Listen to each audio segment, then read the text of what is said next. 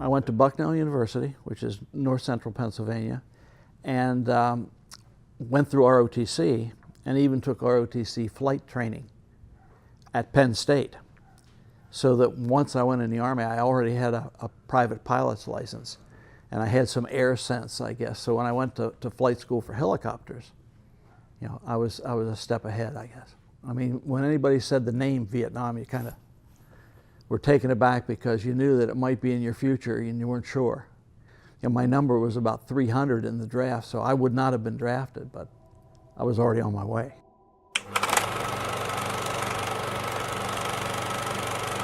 When they crossed the coast and I realized I'm actually here, that was a moment that we were all just kind of looking down at the ground and wondering, you know, what's going to happen to us.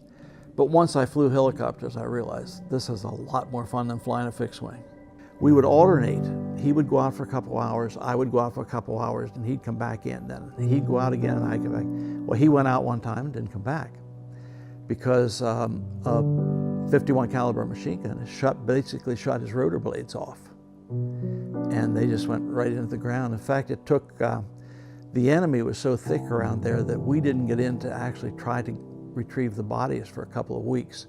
It took every bit of your capabilities to actually fly the helicopter and man the radios and talk to the people you had to talk to on the ground or back at headquarters. So you really didn't have time to think about, I might be in trouble here, or where is the enemy and are they going to shoot at me or whatever. When it was tough was when you got back to the base camp and you realized, boy, I could have gotten in some deep trouble out there today. And luckily it didn't happen. My hometown was just very much into you're going to serve. In fact, when I came back, a lot of guys, when they came back to a lot of bad things. My music director in high school had a band in my front yard welcoming me home. You know, so I had a little different experience than a lot of guys coming back from Vietnam had. You know, I felt very appreciated where other guys felt spit upon. You know. In college, I sang the chapel choir, but it didn't mean anything to me. But I was right out there in the backyard planting a bush, and I was thinking about George Bush when he said, "You're either with us or against us." And I kind of sat up and thought, wait a minute now. God says that too. You're either with me or you're against me. And right now I'm against him, and that's probably not a good place to be. So I walked out front and told Jan, I think I want to start going to church, and maybe we should go to Jesse and Mary's church. They were going to Woodridge, and so they took us. I didn't have any physical problems per se for about 20 years after getting back, except that my legs seemed to always feel heavy. I was having real trouble walking at all. And I went out to visit a friend of mine, and he said, I'm going to take you to my doctor.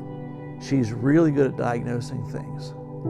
And went to her, and she watched me walk for about 3 minutes. And she said, go back to the VA and tell them to check you out for MS. You've got MS.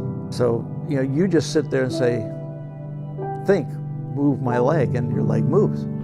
I move leg and it won't go. You know, it just won't do it.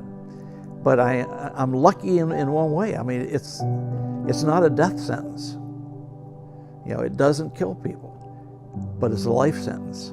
You know, it messes with your life, and you know, you're never going to be what you used to be. It never goes away. It's constant. And so you have to have something to think, well, this will be over someday, and then I'll be back with a new body like everybody else. And so that, looking forward to that, helps you get through day to day.